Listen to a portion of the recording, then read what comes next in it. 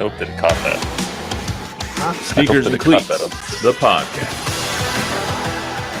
Welcome back to the Sneakers and Cleats podcast. It is Monday, March 31st, episode 184. Matt Roy, Don Harris, Chuck McGinnick. What's up, guys? Final Four weekend is here. Final Four week. Yeah, Super Bowl week. Yeah, the most exciting week in San Antonio probably all year besides Fiesta. We have VTO, Blair Texas Open, and the Final Four in the championship game on Monday. So this is going to be a hell of a week for all of us. See how many 14-hour days we can work in a row. Just enough to get us there. Going on adrenaline for a good cause. We will have everything on air and on time. That's what I do know. But it's going to be a really fun week. One housekeeping note: we will not have an episode on Thursday because of the crazy week that we have. I don't think any one of us will actually be in the building at 1:30 on Thursday. We will not have an episode. We'll have one next Monday, April 6th. So everyone enjoy Final Four and Valero Texas Open. It's going to be a really fun cleanse. Plus VTO always gives so much parity. Final Four is going to be crazy weekend. Saturday games and Monday, events on Friday and Thursday, and arrivals on Wednesday. So it's just going to be wild. So it'll be fun. First one, how is covering the Final Four here in SAS? It's a lot of fun. NCAA does a great job, and there's plenty to people, players, coaches, and just like the girl of the world that are walking around. And I've always really, really enjoyed it. It's been a lot of fun. That Final Four Friday time, and there's so much fun. I didn't realize that everybody for a Grammy is at that music fest. It's Chris Stapleton and Pitbull. Roll. Yeah, and Jelly Roll. T-Pain and the kid that the Benson and Doechii and Raven, all these people dominated and won Best New and all that. They're all here. Wow. It'll be fun. Wow. Yeah, it's good to have the access too. I mean, I can remember one-on-one with you head coach Steve Lavin. I kept thinking, when you ever do this again in your lifetime? And that standpoint, it's really cool. You get a chance to see some of the movers and shakers, obviously, before, a lot of these guys have got pro careers too. And what a fantastic thing you could have on your resume, right? Player or a coach that you've been to a Final Four. Pretty cool stuff. My all-time favorite moment was a one-on-one with only Ashley Judd, Kentucky fan. I got to tell you, I'm really looking forward to hopefully meeting Jim Nantz this week. I've never met Jim Nantz before. He is an idol. He has been for a really long time, as he is a young, aspiring sportscaster. Really looking. I'll introduce you to him, and you know what? You learned your name, Matt. You'll never forget it. He's one of the nicest guys you'll ever meet. Go ahead. Two episodes in a row, you guys get to see me walking across the camera. It's probably not a good thing. I was going to say, what broke this time? Yeah. Really looking forward to this week. I want to remind you to subscribe to YouTube, News 4 Fox SA, download, rate, review the podcast if you're so inclined. One other thing started, I want to shout out to my mom, my birthday mom. Happy birthday. I won't say how old she is, but she's not as old as Duck. So I will say that. Very few people living are. Hi, Mom. I love you. We do this in my family where we call a person at midnight every year. So it's weird now that I live in Central Time, there's Pacific Time. So I still always beat my sister to call my mom at midnight my time and not midnight time. So my sisters are for years. I think that needs to change. I don't birthday until it's midnight where she is. Well, my sister raised that point. Yeah. And so I come at 1:50 of years, 1:50 our time. Then stayed on the phone with her for the next minutes until it was legal. So then my sister was mom and she wasn't answering because she's on me. So I still won. Anyway, that goes back to the first time I ever fantasy football. And I had Rush on my special teams, and he had a punt for like 99 yards. And my opponent had Reggie Bush back, and the points went to both of us. And I was like, no, that's my special team. He didn't run the football. Anyway, it was a big controversy. Reminds me of your 12 o'clock snafu. Well, That's what came to mind too. Exactly. Thinking about all the birthdays. Change and the everything. rule to make it fit. You win. Right. Love you, Speaking Mom. of Happy winning- birthday. Oh, I knew. What's the time? It's gonna take 5 minutes for Don to talk about his. Brad, you got 1 minute. Talk about your 2 great in our pool. Yeah, I was glad you mentioned it as well. Yeah, 2 great brackets. He's in for second place right now. But I can still. Yeah, I need Houston to win. Anyway, we're going to talk all about today. All the 1 seed in San Antonio for the first time. Last time they were all in San Antonio, 2008. We'll talk about the final teams, these matchups, what we're looking at a great weekend of college basketball. Players, as predicted when we talked today, on a 4-game losing streak now. Their brutal schedule. They've lost to the Pistons, the Cavs, this now the Warriors, 4 straight. The really bad showing. It was a 42-point loss. That, some interesting comments. Also made a potential future coach of San Antonio Spurs about the head coach of the San Antonio Spurs. So at that. But first, I want to talk of course. So Florida, Auburn, Houston make the Final Four. The first times in 8 that all 4 of the 1 seeds have made the Final Four. Chalk, chalk, chalk in the Sweet 16 Elite 8. What do you guys think of the tournament thus far and the matchups from this past weekend in the Sweet 16 Elite 8 that now lead to all 1 seeds in the Final Four? You know, I'm kind of missing the great buzzer beaters and the fantastic finishes, although Tech's been involved in a couple of them, and I was shocked that they were able to give that 10-point lead up in the last 4 minutes. Although you got to tip your cap to Florida, they took it from them and made big time shots. Not surprised with all the chalk, as you say, as predicted in both my brackets, 8 for 8 in the Elite 8 and 4 for 4 in the Final Four. Just saying for people who predicted all 1 seeds and then got the Elite 8 right, live on the edge a little bit. All right. I usually do. Yeah. But as you look at this bracket, like I'm still going with. You're boring. I'm still going with in both of them. I got Florida in one and Duke in the other. Like I wouldn't be surprised if Auburn or Houston won. They're very, very good. But this is a tournament dominated by talent. And in this new world of NIL, talent is going to win. And Duke has the most talent and size.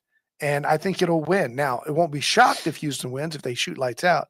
But it's not surprising to me what Houston did to Tennessee. Not a surprise at all. And what Duke did. Fest. Yeah, they win by 20. Duke wins by 20. Those are not a surprise by me. Yeah, watching Duke, I mean, their length, their athleticism, and yes, they have a lot of talent, but it's amazing how well they've started to gel and play together. I mean, very unselfish team, and they can hit you in a lot of different places. And it's, just when you look over here, it's somebody over there.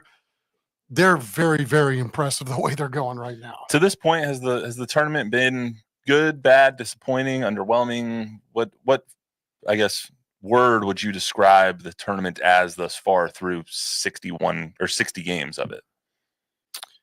Man, I don't know. I would say it's been a really good tournament. It's been really, really high level basketball.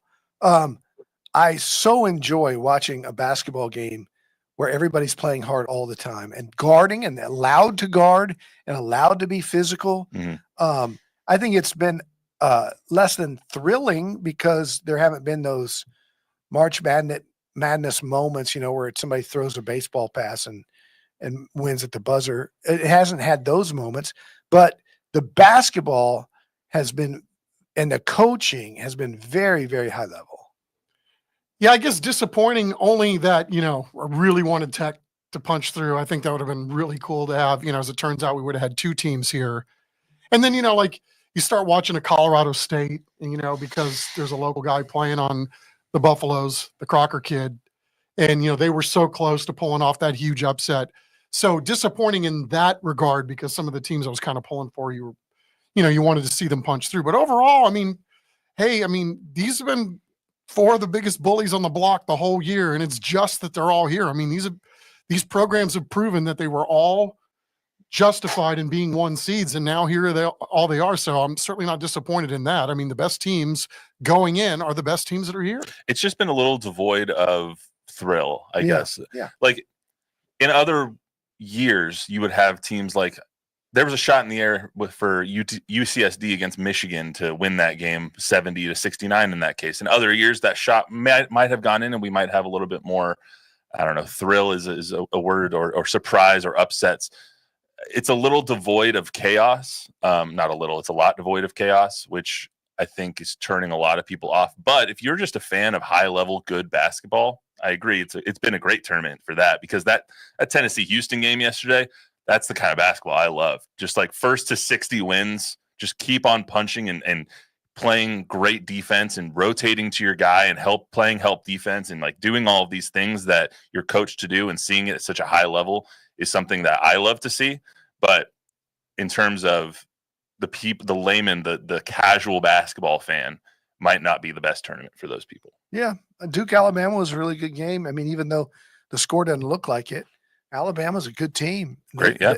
They put up a really good fight. Oh my God. I have never seen a team. I don't think anyone has ever seen a team shoot as well as Alabama did against BYU. Oh, that was crazy. 27 made threes, an NCAA tournament record. And they got it with the NCAA tournament record was 21. They got it with 7 minutes left in the second half. They only saved a few of those. Literally, they were over 50% from three. I've never seen anything like it. They scored 111 points in a 40-minute basketball game.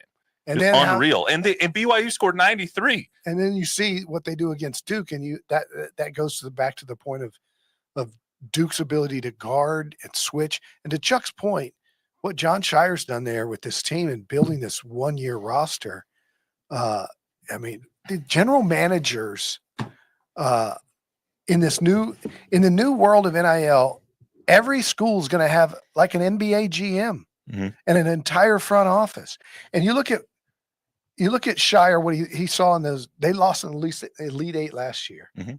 He went out and got Flag, which is everybody's wanted, Kneppel, a shooter, Malawach, 7'2", Bonga, 7 foot. Then Isaiah Evans, who's going to be a top 25 pick.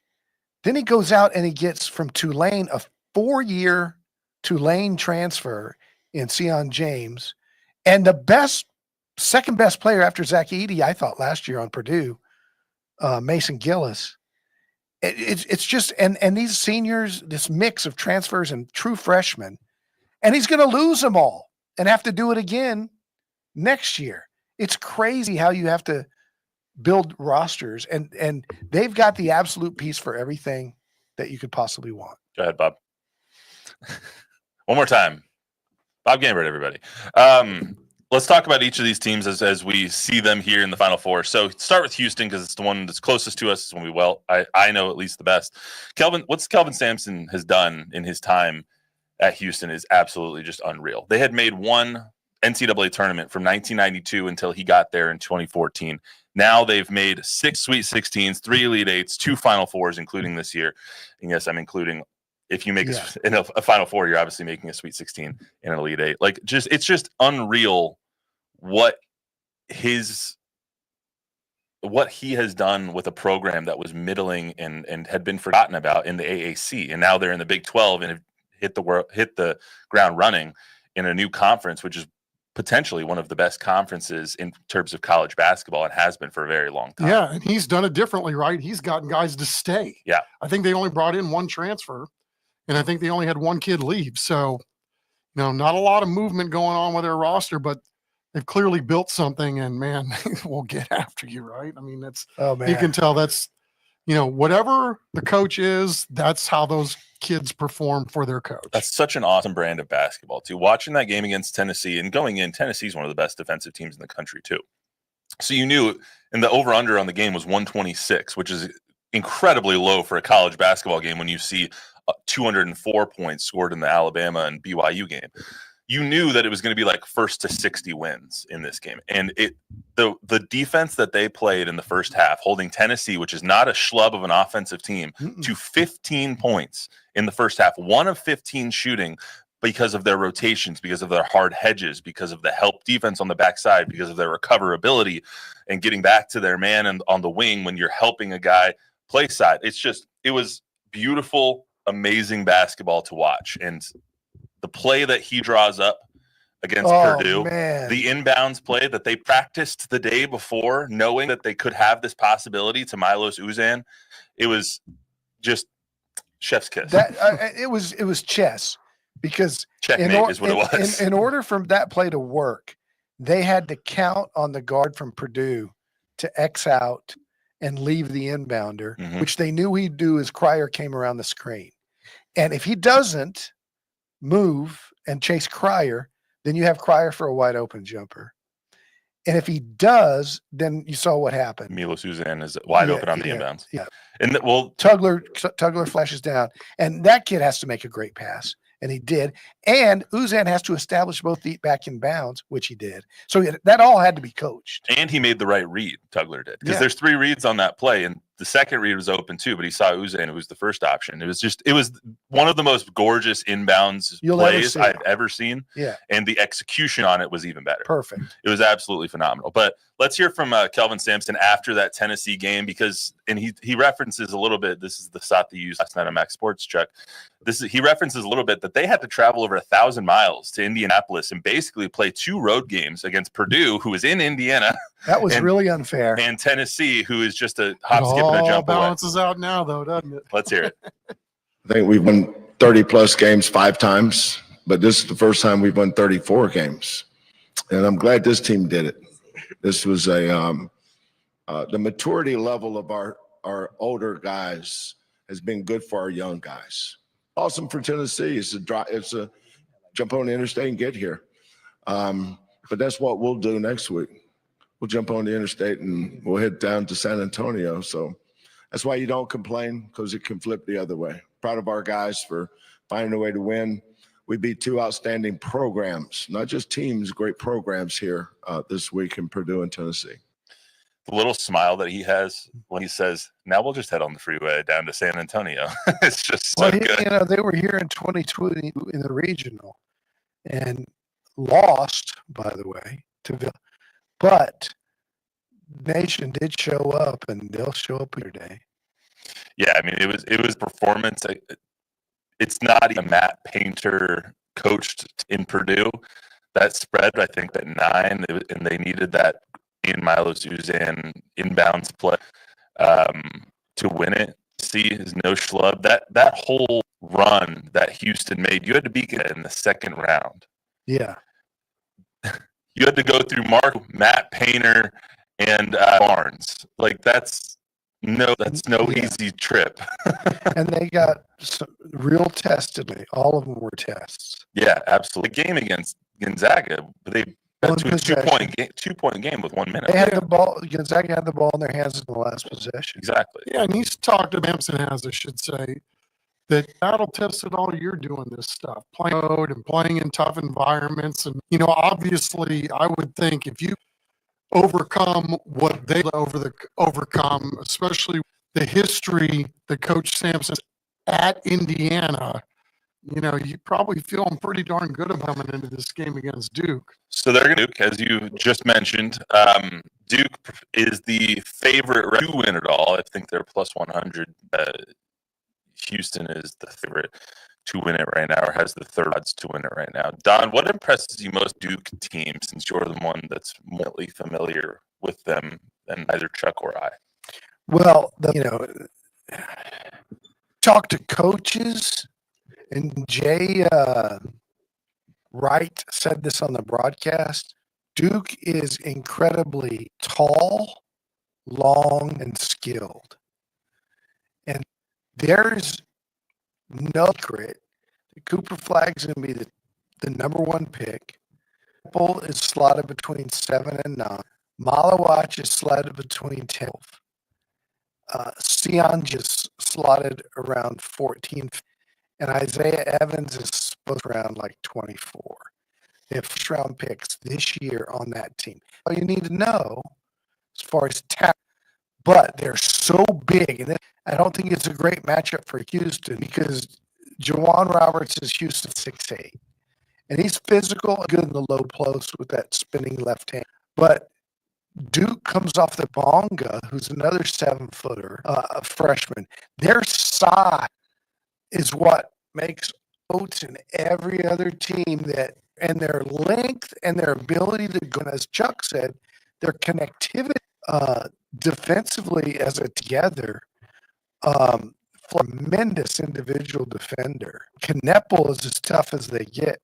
I mean, on paper, I think but Houston's quick, Houston's bouncy, is streaky. And if Sharp, Pryor, and Will on from three, I could see them winning. But I would think the odds favors because they're going to be able to pound and punish Houston with Malawag and Bonga and just their length. Francis now for Houston, and he had a game against Tennessee, especially when it's or J1, if you want to pronounce it J1. Juwan Roberts out trouble, 2 early fouls. I think with like the 4.5 minute mark in that Tennessee game, comes in and plays arguably better than Rob was playing. Yeah. So having that come off them that Sampson's going to have in his bag to kind of whip that out as the wild card to the Bongas and all that stuff. Chuck, if you had to pick a win right now, who would you is going to win the game? It would be Duke, but I'm just mesmerized the effort and a view of H every to take the floor, and they just coming. It doesn't matter what the score is. It's like this force of nature that just stopped. So they're pretty, man. They've got what you want. They look good when you watch them. And I don't know. There's just that extra yard dog that's measurable, but and it's pretty to me, that comes down to 3-point shooting. I mean, Houston is statistically of the best by percentage shooting teams in the country. I think they have 3 guys that shoot over 42%, and Sharp and Wilson. It's not Wilson, it's another guy. But Duke have both offensive efficiency and defensive per KenPom. So down to Houston is the best team in the country.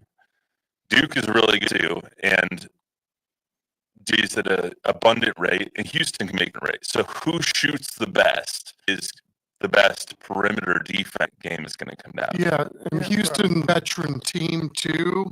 I don't, how are reacting the environment? Mm-hmm. I mean, your home stadium. I mean, all these facts.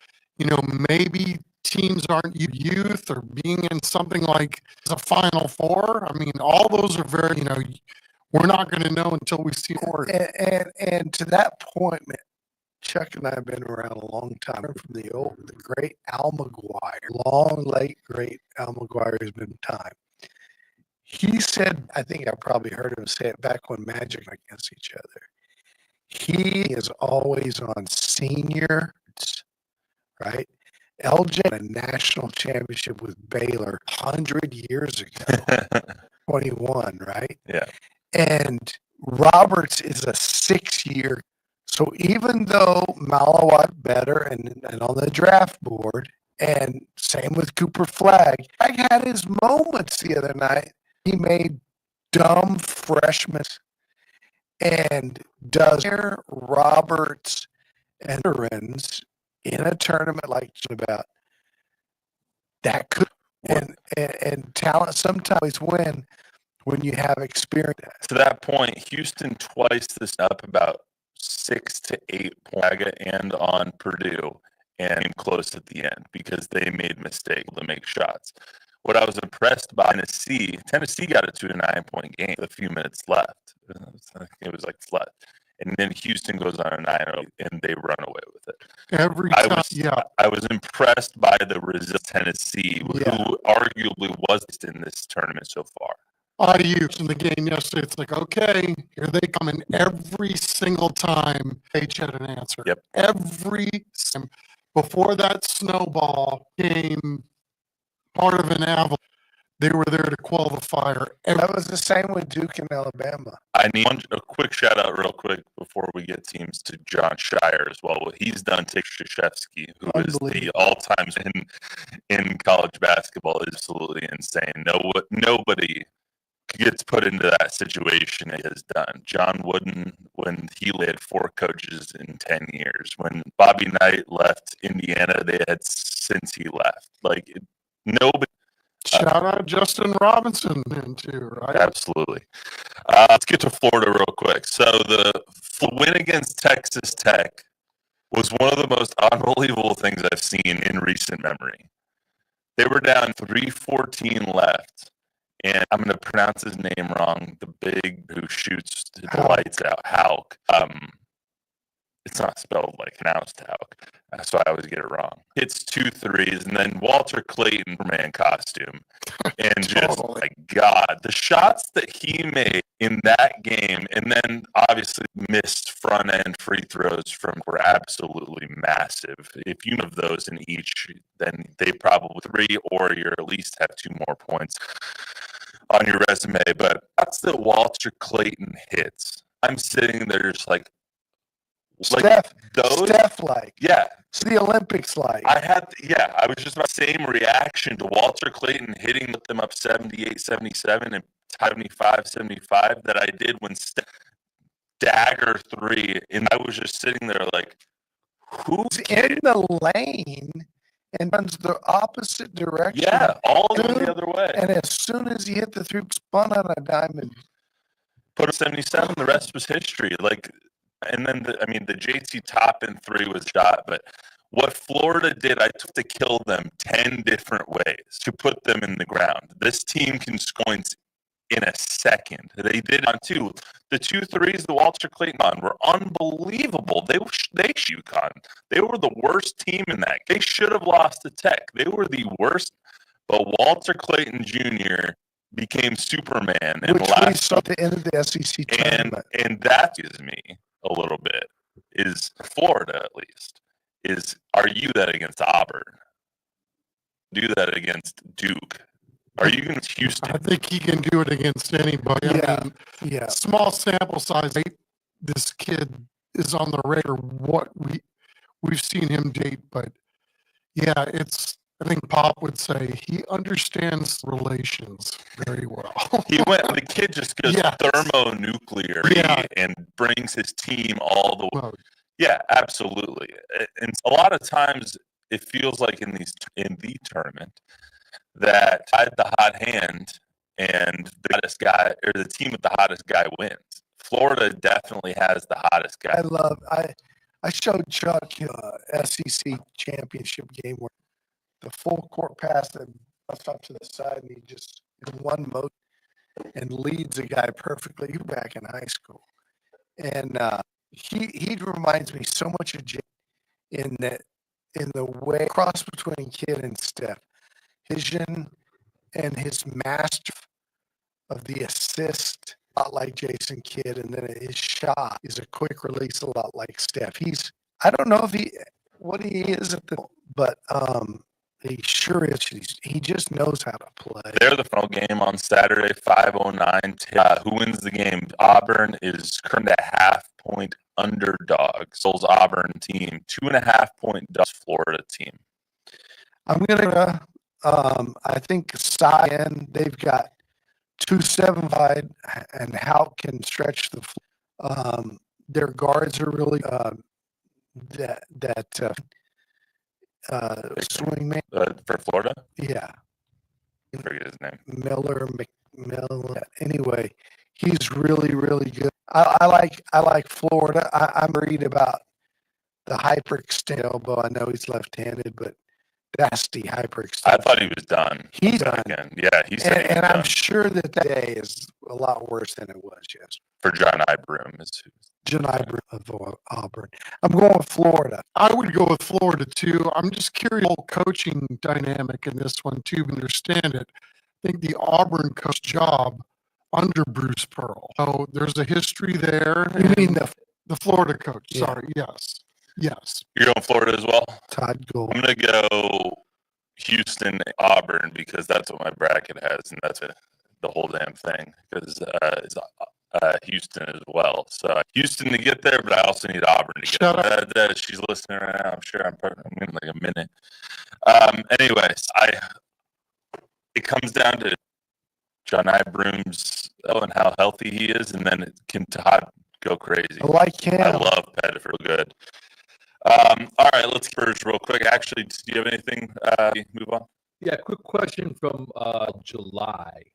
Any player in the Final Four other than we could possibly be interested in on the Spurs? All you done? Yeah, well, and Malawach, the 7'2" guy, expected to go in the top 12, somewhere between 8 and they'll have 2 picks, like 14, if everything order. And I think there's a lot of people in Spurs need to see Kneppel go to the 8 if he's available. He's a lot like Austin Reeves of the. He's a sniper. And the kid, I saw him early in the season, and he looked like a freshman. Now he looks like a senior. He's put on a bounds, and he was the best player in the game the other night against Alabama. I think he was better than Cooper Flagg. He subdued defensively, shot making. He was really good. I'd like to see the Spurs get him. I'd like him locked. They need so. I think Knippel, though, that nicknames. I really just draft because I won't give you a straight face on a sportscast. I won't. I'm not mature enough for this. I'm not mature enough. I do not pronounce it N-I-P. I pronounce E-P. I'm still Con Kneppel. Anyway, anything else, Bob? Spurs lose last night. It's 1-0 or 148. Now they're 4th straight. They've lost.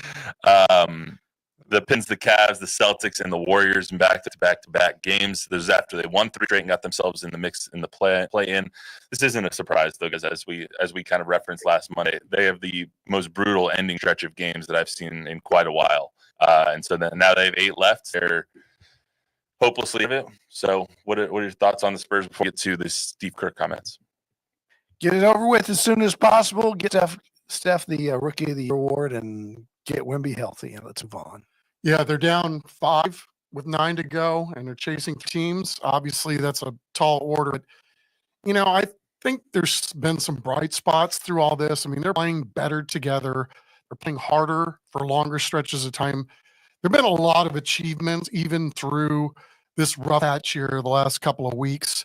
I mean, you're just really seeing what playoff teams look like this time of year. I mean, they're longer, they're a little more athletic, they're a little bit more of this, a little bit more of that, go right down the list. But, again, it's been fun kind of watching them go through this and still compete, which is, I think, all we could ask for when things really started to turn south for them health-wise. Yeah, the games against Pistons, the Cavs, and the Celtics are all good games until the very end. I mean, last night notwithstanding, they lost by 42 last night, but that one was not one of their better showings. But the other 3 that they've had since then on the losing streak have been better showings. And I think going forward, I think Harrison Barnes has really proven that he's got left in the tank for his final year of his contract this year. And I think you would even consider, depending on the price and how it fits into the cap and all that, I think you would consider Chris Paul for another year. He was much better than I expected him. I expected him to be great off the court and a mentor, but he was really good on the court for long stretches of the season. The fact that he's played in every game this season actually bonkers at his age. Yeah, good on him too, right? That's another loss too for a lot of players. Yeah, absolutely. Want to get to the Steve Kerr comments before we get out. So last night, Steve Kerr was asked about his relationship with Coach Pop, if he's seen him while he was in town since the Warriors were here. Obviously, this is what he had to say about that. Coach Pop, you've been able to see his mentorship up close, and now that his future is uncertain, have you been able to speak to him or have any conversations? Yeah, we've stayed in touch. I went and saw him today, and he looks great, doing great, and he's one of the most important people in my life. So. Hoping that everything continues to progress, and but it was wonderful to see him. The Spurs kind of have had a challenging season without Coach Pop. How difficult do you think it is for a young team to navigate without that type of leadership? Yeah, I mean, it's Pop has basically been the leader of the franchise for 26, 27 years, whatever it is, and that's a huge loss. I think their coaching staff with Mitch, they're doing a great job, and they have stayed competitive. Tonight was a one-off. This was not indicative of how they've been playing. Steve Kerr, I believe everyone was able to hear that. We weren't able to for the first seconds or so, but Steve Kerr commenting, saying that he is that Pop is one of the most important people in his life. What does that say about their relationship? Steve is still to this franchise. Well, he was this guy as assistant on the Olympic team. Everything you need to know.